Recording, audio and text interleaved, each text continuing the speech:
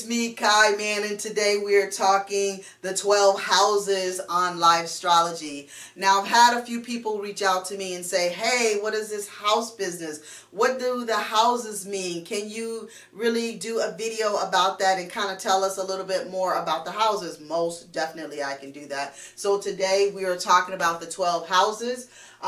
This is a natural chart. This is the natural order or natural flow of things. Now with the houses, they start on the left side here as house number 1, and they go in an anti-clockwise motion, okay?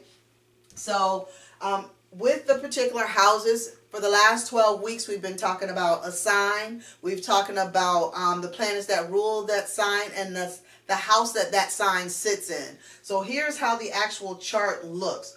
On the first house, it is the house of self, and of course, Aries sits in this house, and it's ruled by the planet Mars. Now, the second house is the house of possessions.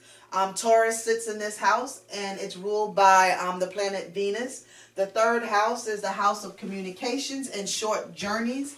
It is ruled by Mercury, and the sign that sits in the third house is Gemini. Now, the fourth house is the house of home and parents. This is ruled by the moon, and Cancer is the sign that sits within this house. Now, in the fifth house is about creativity and sex. It is ruled by the sun, and Leo is the sign that sits naturally in this house.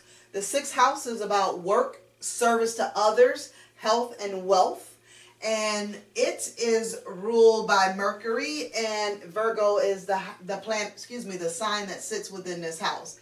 Now, in the seventh house, it is about relationships, partnerships, and marriage. Okay, Libra is the sign that sits comfortably and naturally within the seventh house, and it's ruled by the planet of Venus. Now, the eighth house is the house of intimacy, death, rebirth, and other people's money. Scorpio sits in this house nice and comfortably, and it is ruled by Mars and Pluto.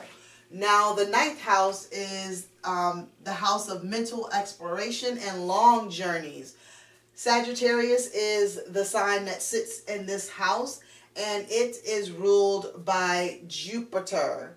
Now, the 10th house is the house of our public image, and Capricorn is the sign that sits naturally within this 10th house, and it's ruled by Saturn. The 11th house is the house of friendship, service, hopes, and wishes, and Aquarius is the sign that sits in this house, and it is ruled by Uranus as well as Saturn. Now, the last house is the house of the 12th house, which is the house of our private inner life, and Pisces is the sign that sits in this house, and it's ruled by both Neptune and Jupiter. Now again, the houses never change. If you look at your birth chart, you may see different signs in here, not the natural signs that are in here. You may see different planets in here, but you will always see the houses. The houses never move. And what these houses represent is each department of life or aspect of life, like relationships, our possessions, our self-identity, our home life, our careers, and things of that nature. So let's get a little bit, let's drill down a little bit further. Now, we talked about the first house being the house of self. Now, what this house reflects is self, physical body, one's window on the world, personal outlook on life, health, mannerisms, personalities, and new beginnings are in this first house. In the second house, we said was the house of possessions. It is about personal income and security, earning capacity, personal movable possessions, self-worth, and values. Now, the third house we said is the house of communications and short journeys. This house is about communication. It relates to how you think, early education, local travel, your vehicle, siblings, neighbors, local newspapers, and libraries. Now, the fourth house is a house of home and parents. It represents your home life, your family, your heritage, nurturing parent, unmovable possessions, land, domestic life. Everything considered in the home. Now, the fifth house, which we said is the house of creativity and sex. This house represents love, creativity, children, fun, games, gambling, entertainment, vacations, sensual enjoyments. Now, the sixth house is the house of work, service, health, and wealth.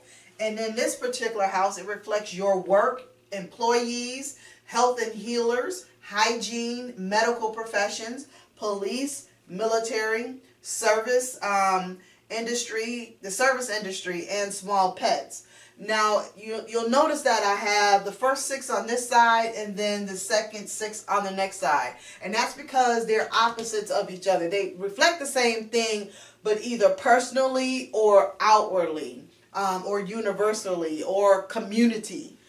So the first house was a house of self. The second house, we said, is the house of relationships, partnerships, and marriage.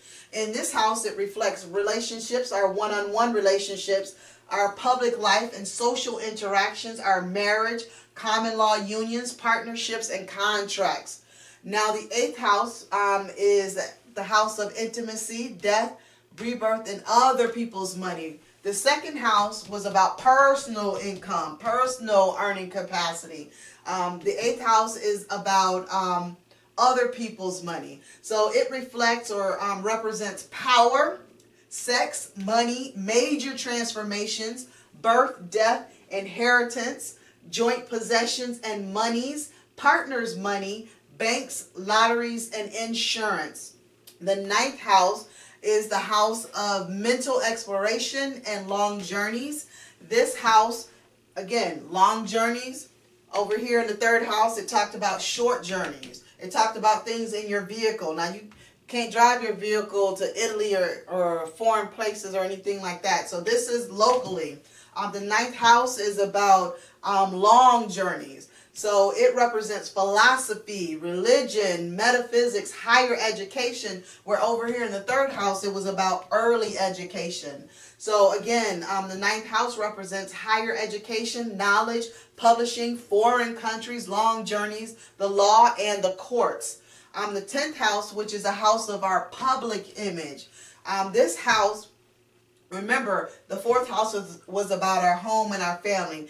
This 10th house reflects our public reputation, our career, our notoriety or fame, authority figures, employer, matters outside of the home. The opposite was the fourth house, which represents inside the home. The 10th house represents outside of the home. Now, the 11th house, we said, was a house of friendship, service, hopes, and wishes. Now, this house is about universal love, idealism, friends, groups, civic groups, networking, humanitarian enterprises, goals, and ambitions. Now, the fifth house, which is its opposite, is about love, creativity, children, fun, games, those things that we do not universally or not networking. These are things that we do within our inner circles. Now, within our home with our children. Now, in this, the 11th house was about our friends and our friendships. The 12th house, we said, is the house of about our private inner life. This is what rules the 12th house. The 12th house rules our private inner life. Now, the 6th house, which is the opposite house, was about your work, your employees, your health and healers, hygiene, medical professions, police, military, service industry, and small pets. Whereas the 12th house is about that inner life. It's about the wisdom that we gain, the spirituality, mysticism, selfless work behind the scenes, places of retreat and solitude, which are prisons, hospitals, and institutions. These are the places where we go inwardly to obtain wisdom, spirituality, mysticism, and that selfless work, and do that behind the scenes work. Now, again, this is the 12 houses. This is how they act within our lives. you have to actually pull up your birth chart. Again, you can go on cafeastrology.com. You can go on costarastrology.com. You can go on Astro Codex, and that's Astro Codex, CODEX.com, or theastrocodex.com. Sorry about that. And then there's also a new app that I have been using that I freaking love, and it's called Astro Matrix. That's Matrix, Astro Matrix. It is the bomb. And then my wonderful friend Fiat, she sent me over a new thing to kind of try out, and it's called Human Design. So once I kind of go into that into depth and figure out how that also intertwines or relates to what it is that we're doing in that self-work, I will talk about that as well. And again, I will be doing a video on Astro Matrix. Once I go through all of it, it gives you such a plethora of information. It also helps you to work on specific areas that you are underdeveloped in. So again, check out the app Astro Matrix. Okay, you guys check that out. Don't forget to get your birth charts. I love you guys. 12 houses. Hope this helped those who were reaching out to me and asking me about the houses. Here you go. Peace.